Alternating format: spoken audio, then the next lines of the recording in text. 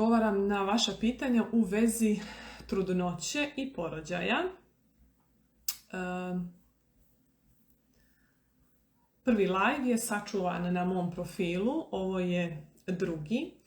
Sljedeće pitanje koje mi je bilo postavljeno jeste prisustvo partnera ili neke druge osobe na porođaju olakšava ili ne. Evo ovako. Sad već su mnoga ispitivanja pokazala da prisustvo i podrška ženi tokom porođaja, od prvih znakova da je porođaj već krenuo ili kad god u stvari ona to poželi, da li da neko dođe ili partner koji je cijelo vrijeme uz nju, 60% manje smanjuju šanse za epiduralom. Sad ću ove brojke, moram pročitati. 25% kraće trajanje porođaja, 50% manje carskih rezova, 60% manje su korišćeni neki medikamenti, 40% manje porođaja sa forcepsom, 40% manje uključivanja indukcije. Najčešće su ženi podrška na porođaju šalu na stranu, najljepše bi bio da to bude partner. Također su se pojavile nekoliko godina unazad, konkretno na teritoriji Crne Gore imamo 4 dule. Za one koji ne znaju ko su dule, dule su žene koje ne moraju biti iz medicinske struke i one su fizička, emotivna, psihološka i informaciona podrška trudnici tokom trudnoće, porođaja i ranih dana postpartuma. Kao što sam rekla, na teritoriji Crne Gore tu sam ja i još 3 dule. Evo, šaljem im mahanje, vidim da su neka od njih tu. I za dule često kažu da su dobre vile. Znači, njihova najveća, da kažem, funkcija, jedini cilj jeste da se žena pozitivno, dobro osjeća, da prosto ispunjavaju njene potrebe. Najbolje bi bilo da se dula upozna prije samog čina porođaja, 1, 2 ili 3 sastanka u zavisnosti od dogovora. Da li je sa ženom dok je kod kuće ili ukoliko žena ide u porodilište, ukoliko postoji mogućnost može da ide u porodilište, ukoliko želi žena da suprug ide u porodilištu, dula može da isprati onda supruga i ženu do porodilišta. Ukoliko par odluči da suprug bude prvenstvena podrška ženi tokom trudnoće i porođaja, onda je dula tu prosto da se nađe i partneru i ženi. Dula nikako nije tu da bude konkurencija ili zamjena partneru, ali to je sve već u dogovoru sa ženom, kako ona osjeća da je najbolje za nju. Dula je tu naravno da se prilagodi, osim tih nekih, da kažemo, vježbi, pokreta, tehnika, nekih prirodnih terapija i informacija koje dula definitivno bolje zna možda od muža. Muž uistinu zaista poznaje svoju ženu i bez da mu išta kaže, on vrlo vjerojatno zna koje su njene potrebe, šta je njoj potrebno, kakva je njena narav i samim tim će znati mnogo lakše i da joj priđe, a i da je zadovolji. Što se tiče partnera tokom porođaja, odnos između žene i partnera se ne razlikuje u mnogome kao što je odnos tokom stvarnog života ili tokom vođenja ljubavi, tokom seksa, tokom razmjenjivanja nježnosti.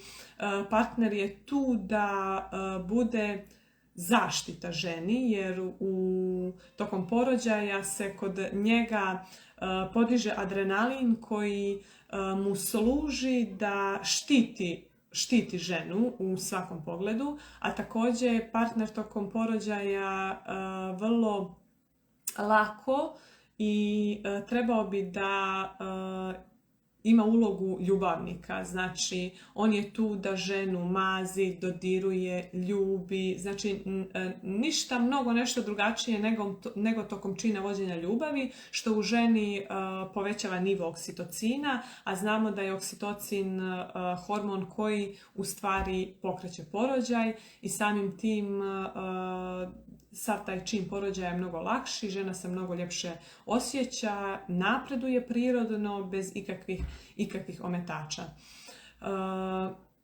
Šta sam tu još htjela vam kažem?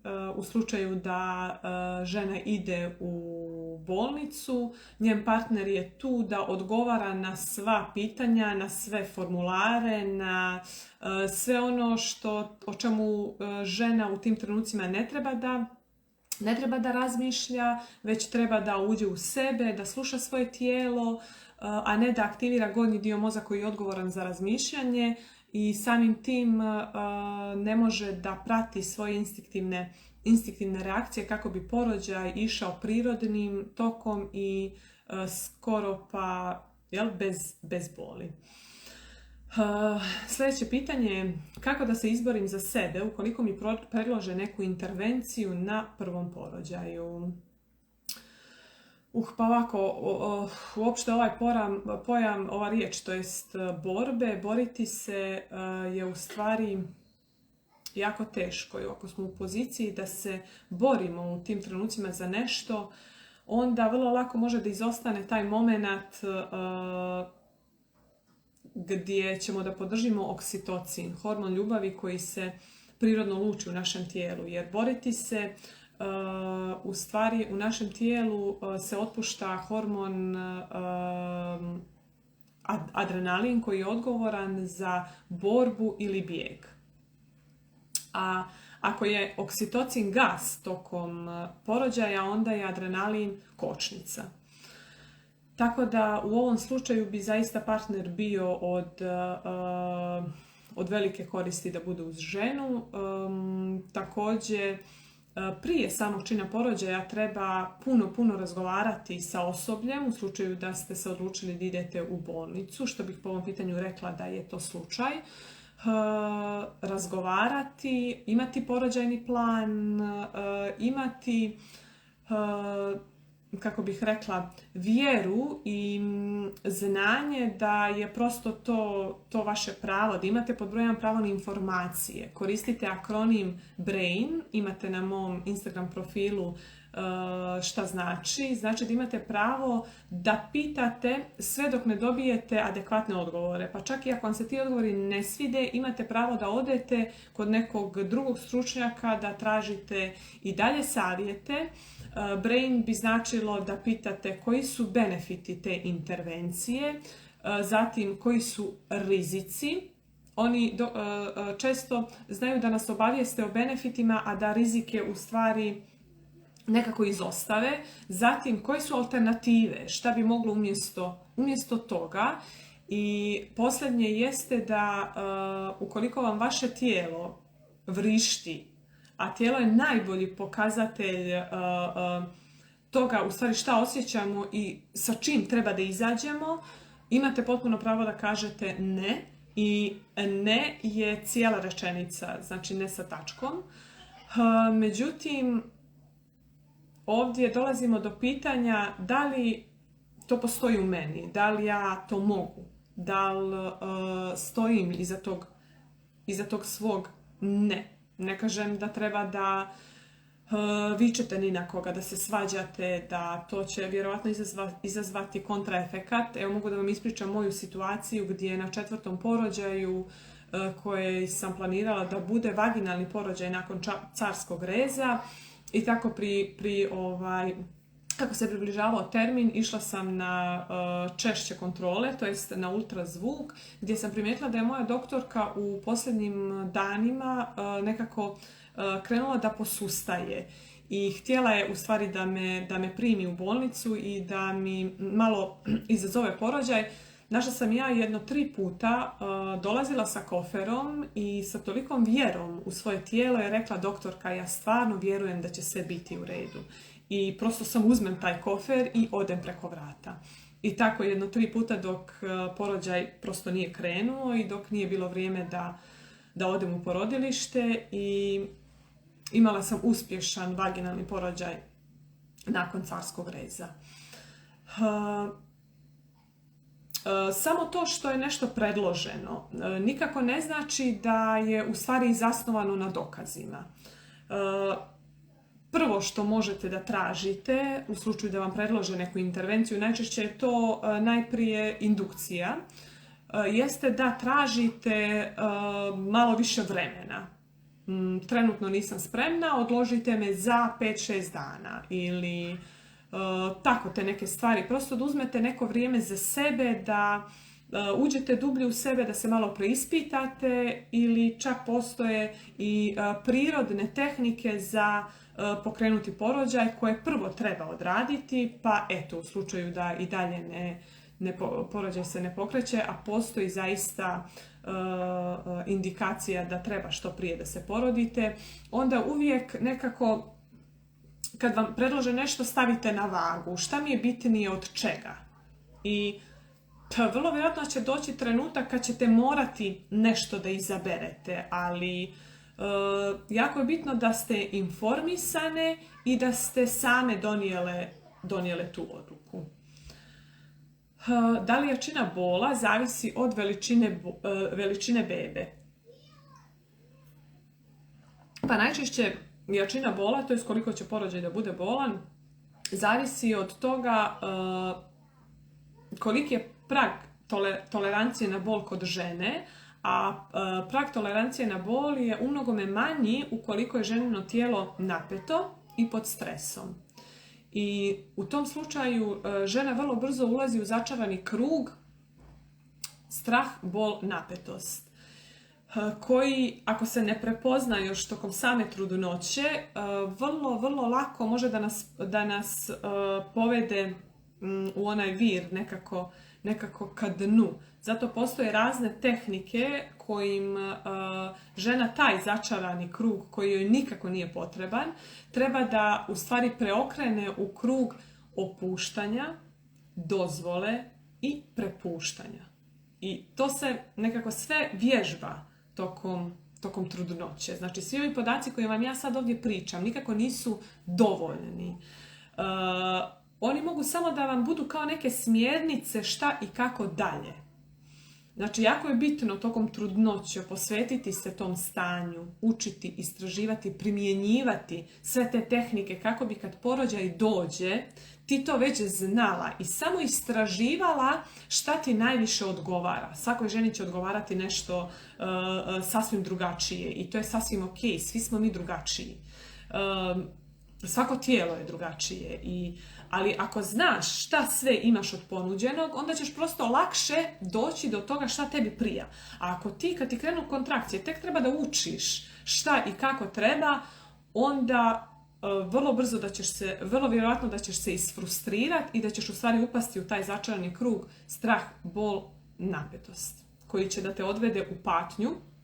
Jedno je osjećati bol i znati da će ta porođajna bol, koja neće da te ošteti, već će da te dovede do tvoje bebe, a drugo je patiti tokom porođaja. Nijedna žena ne treba da pati tokom svog porođaja. Da, ovdje sam još htjela da vam kažem također da su beba i mama u stvari idealan par. I da će se neka žena, svi govorimo o tih famoznih 10 cm, u stvari će se neka žena otvoriti možda 8 cm, zavisi od veličine njene bebe i rodit će svoju bebu, dok će druga se otvoriti možda 11 cm i ona će roditi svoju bebu. Znači sve zavisi, ali jačina bola je definitivno uzrokovana količinom stresa, napetosti i tenzije u tijelu. Da li porođajni bol lakše pada ženama koje inače imaju jako bolne menstruacije? Pa bolne menstruacije su ok. Žena u tom periodu treba da bude prosto nježna prema sebi i da prati svoje tijelo i da mu da ono što mu je potrebno. Najčešće su to, da se sklupčamo, da se ugrijemo, da odmorimo, da prosto pratimo to što nam tijelo govori, jer istina je da krvariš. Znači, ženo, krvariš. Mi to prvo treba da zovemo stvari pravim imenom. Dobila sam, imam ono, znaš, oni ženski dani i tako. Krvarim i potrebno mi je da odmorim, potrebno mi je da se utišam, potrebna mi je toplota, potreban mi je topao napitak, potrebno mi je da dam sebi i svom tijelu dok prolazi kroz taj period neke određene stvari i to je sasvim ok. Međutim, jako bolna menstruacije to je opet neki znak da možda nešto nije ok i to treba istražiti zbog čega je to.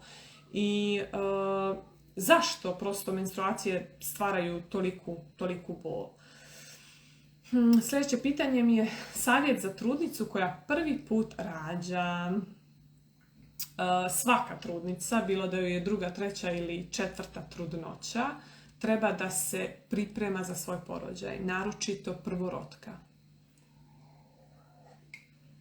Jako je bitno da se edukujete, da učite o svom tijelu, o svom moćnom tijelu, jer ćete na taj način vratiti vjeru u njega. Samopouzdanje će se povećati, strah, napetost će se smanjiti, samim tim i porođajni bol će biti mnogo manji. Meni konkretno u prvoj trudnoći, to je prije 12 godina, niko nije rekao da treba da učim o tome, jer držimo se onoga, žene smo i prosto smo rođene da rađamo i to je tačno. Međutim, porođaj se danas mnogo odaljio od toga. Znači, samo pričamo o tome, ali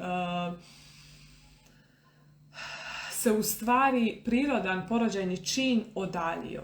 I upravo zbog toga treba o tome da se uči, da se saznaju nove stvari, da istražuješ kakvo je tvoje tijelo, šta je ono što mu prija. Danas smo se i odaljile od tijela i onda mu prosto ni ne vjerujemo i moć dajemo nekom drugom u ruke. U stvari, moć treba da je kod nas. To sam krenula da vam kažem. Da, prije 12 godina to mi niko nije rekao i otišla sam samo da ga preživim. I da, preživjela sam ga, ali nije dovoljno samo da ga preživiš. Ti zaslužuješ mnogo više od toga. I da mi je tad neko rekao da treba da učim o tome, bila bih mu prezahvalna. I upravo zbog toga sam ja sada ovdje i pričam o ovome, da što više žena samo čuje da treba nešto, da čuje o svom tijelu, o porođajnom činu, o bebi, o porođajnoj psihologiji, o tome koliko je bitan taj čin porođaja i cijela u stvari trudnoća za cjeloživotno funkcionisanje te bebe. Ako ćemo, a nećemo, zašto bi mamu stavili sa strane, čin porođaja se pamti čitav život. I na tebi je da odlučiš hoće li to pamćenje da ti bude lijepo ili će da ti bude traumatično i da to nosiš čitav život sa sobom, to iskustvo koje ti nije ni malo prijatno. Upravo zbog toga, znači edukacija, znanje, istraživanje. Moja grupa psihofizičke pripreme za porođaj kreće 1.12. Imate link u opisu profila, tako da ste dobrodošle. Koja god da je spremna da dublje uroni u sebe i u sve te teme. Kako da umanjim strah i da se riješim straha od porođaja? Ovo mi je super jer znam puno žena koje, ja se ne bojim, kakav strah, zašto toliko pričaš o strahu, zašto, ja sam u drugoj trudnoći, u prvoj sam bila super, u drugoj sam još bolje. I kao da u stvari negiraju taj strah i što znači da i na taj način puštaju moć nekom drugom u ruke. Strah je sasvim ok. Određena doza straha te u stvari upravo tjera da pitaš to što si pitala i da dobiješ odgovor da svaki svoj strah možeš pretvoriti u znanje. I kad ga pretvoriš u znanje, taj strah se automatski smanjuje. Tako da opet se vraćamo na edukaciju i jedna super vježbica bi bila da popišeš šta je to čega se sve to bojiš. Jer ako prekrivamo svoje strahove, a postoje u nama i ako ne pričamo sa njima, ako ih ne priznajemo i ne iznosimo iz nas, taj strah nigdje neće ostati. Nigdje neće otići. Ostaje u tvom tijelu. I šta radi tvom tijelu? Stvara napetost, povećava tenziju i najčešće vodi u neke fizičke promjene. Znači, boli me tu. Ili u neki hronični bol, pa čak i u neku bolest. Tako da prije porođaja je jako bitno da izneseš sve svoje strahove. Šta je to čega se bojiš? I onda svaki svoj strah da pretvoriš u stvari u znanje. Naprimjer, bojim se bola od porođaja. Ajde da vidimo šta izaziva taj bol tokom porođaja. Zbog čega me toliko boli? Zbog čega neku ženu boli manje, a neku ženu će boljeti više? Šta prosto uzrokuje toliku bol? Koje su to tehnike i metode koje mogu umanjiti bol? Znači, od svakog straha u stvari ćeš doći do znanja i odgovora i samim tim će se taj tvoj strah umanjiti.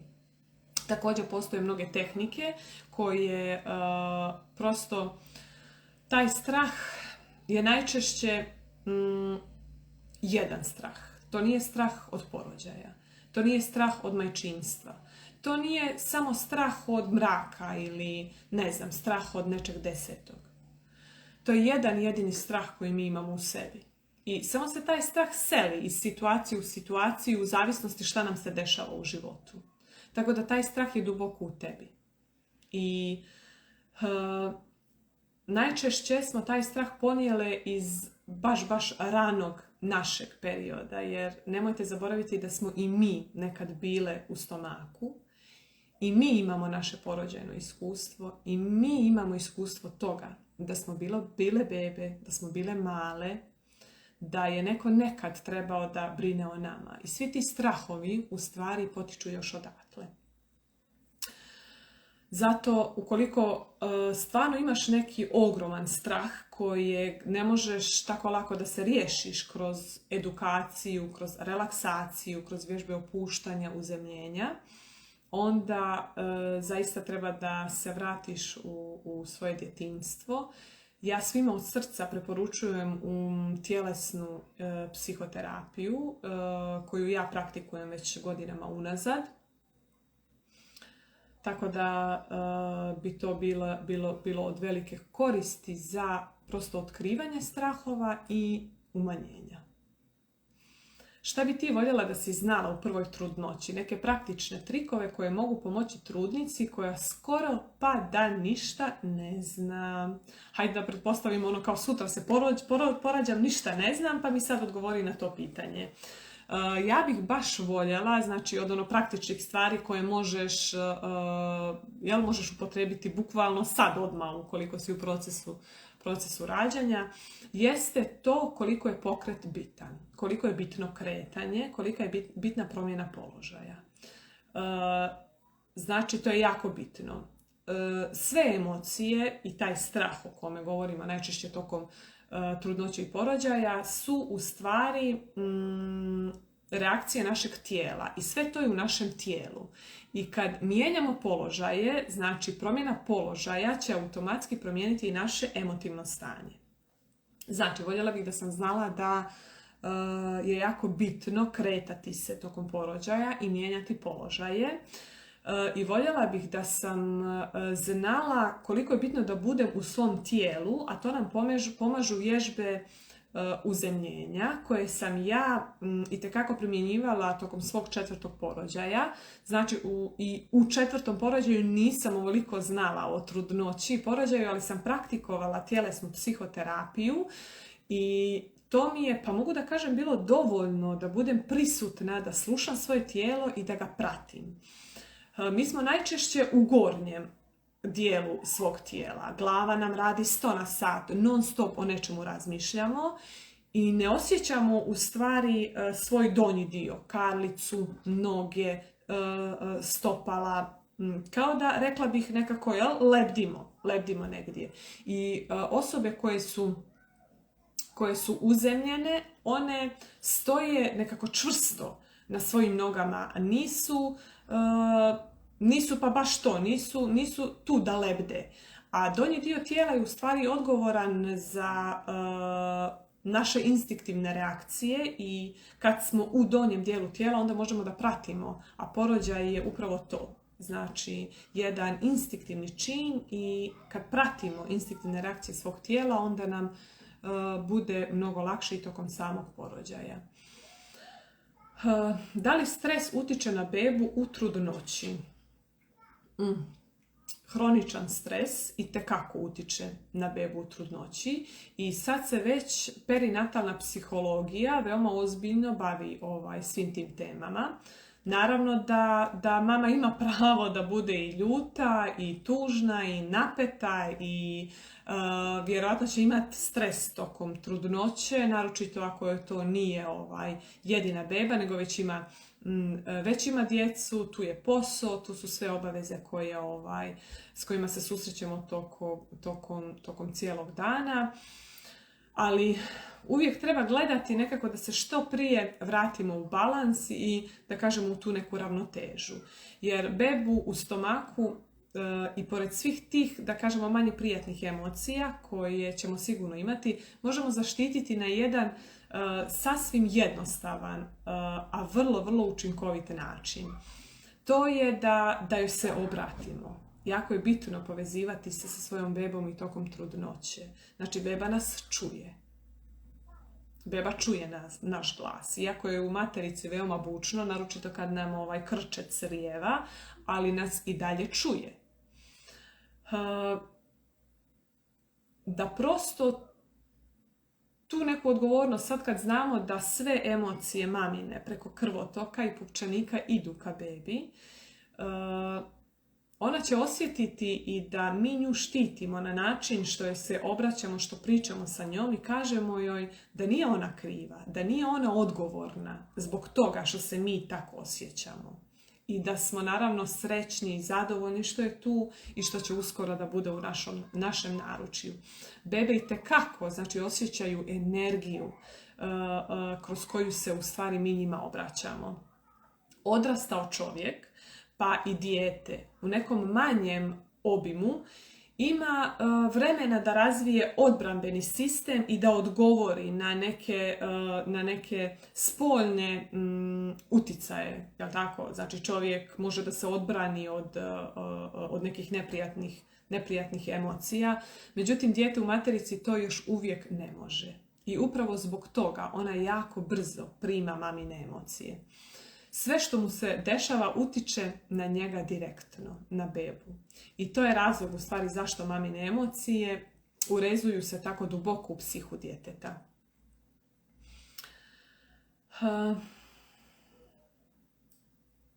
Da, i zato je veoma bitno da se mama pobrine za svoje emotivno stanje. Jer kad se pobrine za svoje emotivno stanje, samim tim se brine i za svoju bebu. Trenutno sam 35. nedelja i doktorica mi je na zadnjem pregledu predložila terapiju akupunkture koja se zadnjih par godina obavlja u našoj bolnici na uput od 36. nedelje. Jel zaista pomaže? Pomaže.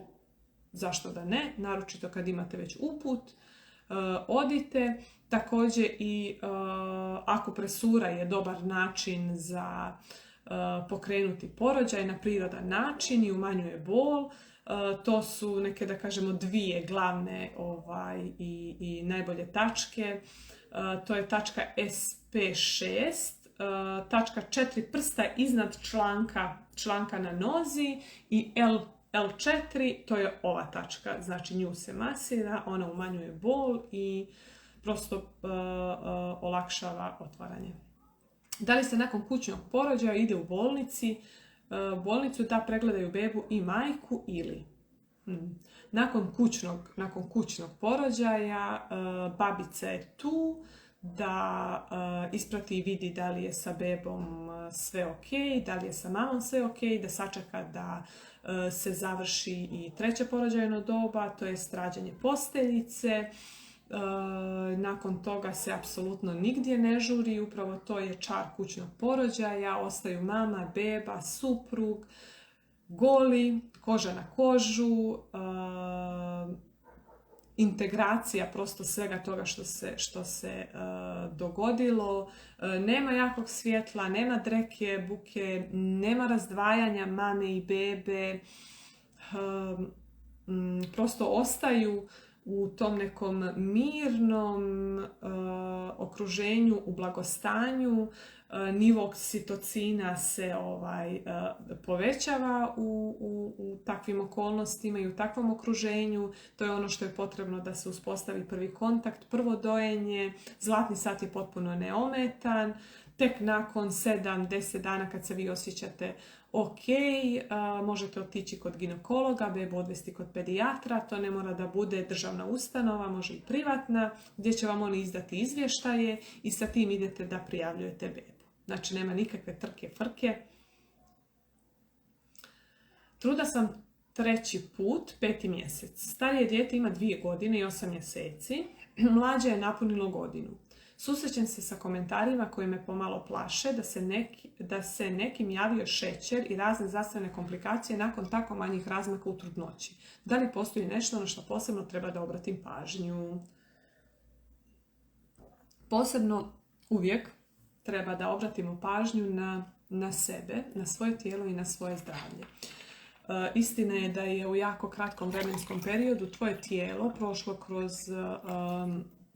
intenzivne periode, kroz velike transformacije, 2 mala djeteta plus još jedna beba. Vjerujem da i to sa psihičke i sa emotivne strane nije ni malo lako.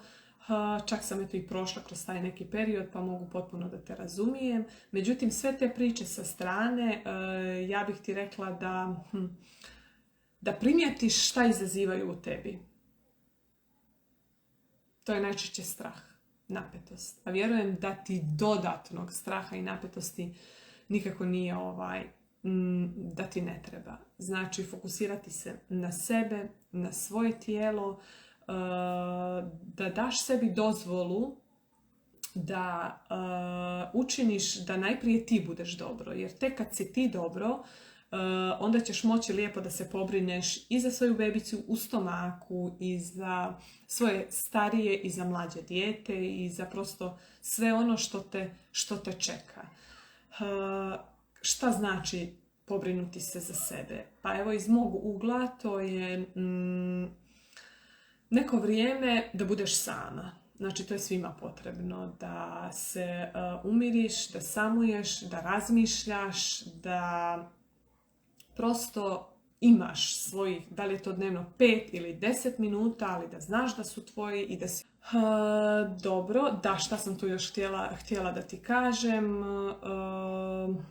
Da, psihoterapija je jako bitna po meni za svaku mamu, kako bi joj sve to lakše palo, za svaku trudnicu. Prosto prolada svih tih emocija, svega toga što te muči, što ti stvara strah.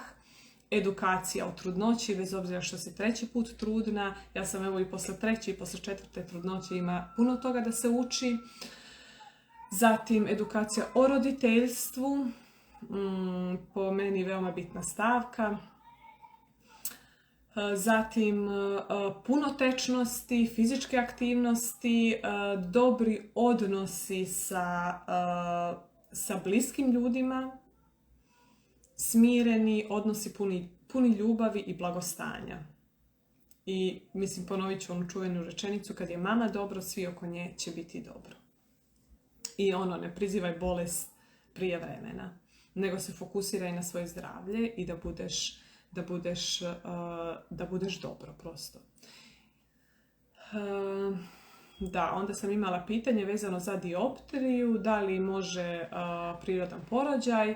Može. Dioptrija, mislim, to je neki, da kažemo, zastarela indikacija za carski rez i ukoliko ti je neko od doktora to preporučio, ja bih ti preporučila tražiš još neko mišljenje. Znači, dioptrija nikako nije razlog za carski rez. Imala sam pitanje u slučaju vanjskih hemoroida, da li je prirodan porođaj moguć? Naravno da jeste, međutim jako je bitno da se, da kažem, saniraju i da se pobrineš za hemoroide još prije porođaja. Kako bi to mogli uraditi? Regulacijom ishrane, znači hrana ne smije da bude začinjena, jako je bitno da što više svježeg voća i povrća, hranu bogatu vlaknima, što više tečnosti, zatim postoje tu razne neke kremice, da li na prirodnoj bazi ili neke druge kojima mogu da se tretiraju hemoroidi, i raditi Kegelove vježbe kako bi se prosto taj dio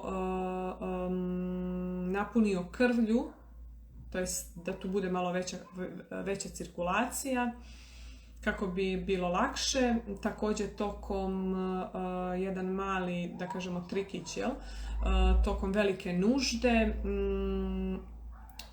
dok pokušavaš da se opustiš, u stvari nam se jako teško dole opustiti, a naše karlično dno i svi ti otvori dole su jako povezani sa našim grlom i sa našom vilicom. Kako je dole, tako je i gore. I sad, s obzirom da nam je jako teško opustiti taj donji dio, možemo da idemo sa tim da opuštamo gornji dio kako bi opustili donji dio. Tokom velike nužde udah, opuštaš usta i samim tim se ulaz anusa, to jest izlaz, opušta i bit će lakše, bit će manje bezbolno. Znači,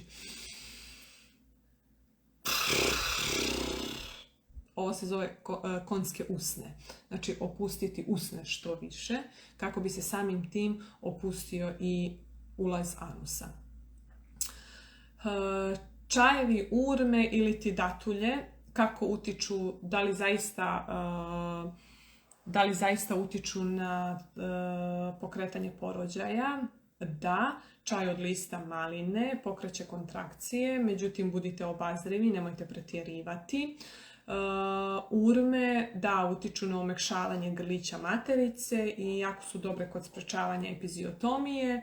6 urmi, 4 nedelje pred porođaj svaki dan, bez preskakanja. Stadijumi porođaja ukratko. Imala sam neki post o tome, o ovim fazama jako puno govorimo na pripremi za porođaj. To je rana faza, omekšavanje, izravnjanje i otvaranje grlića materice. Zatim druga faza je guranje i rađanje bebe. Treća faza je izbacivanje placente i četvrta faza je oporavak, integracija, zlatni sat, dojenje. Da li su bitne ove faze? Često neka žena ni ne osjeti neku fazu, neka se jako brzo otvori 10 cm, tako da je to sve individualno, ali generalno proces kroz koji prolazi ženino tijelo je taj. Da vidimo oporavak poslije carskog reza i ishrana za mame koje doje bebu. Kako povećati količinu mlijeka? Hvala. Oporavak nakon carskog reza. Odmaranje, znači 40 dana nije dovoljno za odmoriti se i prosto regenerisati svoje tijelo. Od ishrane što više supica, čorbica, što više svježeg voća, povrća, ne podizati ništa teško, što više znači odmarati, čajevi. Količina mlijeka će se povećati količinom oksitocina. Oksitocin se povećava maženjem, poljupcima, kontaktom koža na kožu. Što više budite goli sa svojom bebom, gola beba, goli vi, ništa između vas, samo koža na kožu, lagano se prekriti preko toga, uživati. Trudnoća i porođaj kod žene sa epilepsijom.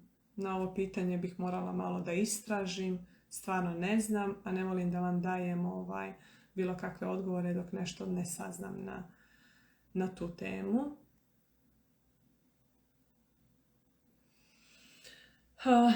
Pa eto, to bi bilo to. Duže smo od pola sata. Hvala svima što me slušate. Nadam se da nalazite korist u ovim mojim odgovorima.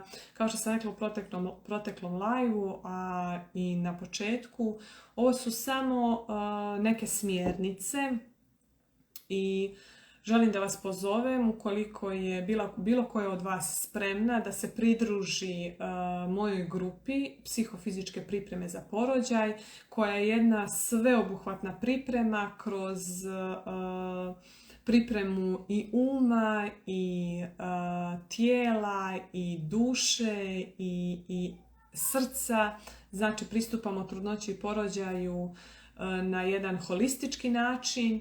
I to je jedan od načina kako u stvari svoju trudnoću i porođaj da iskoristite transformirajuće, da porastete i da vam taj čin porođaja ostane u lijepom, sigurno će ostati u dugom sjećanju, ali neka to bude lijepo sjećanje.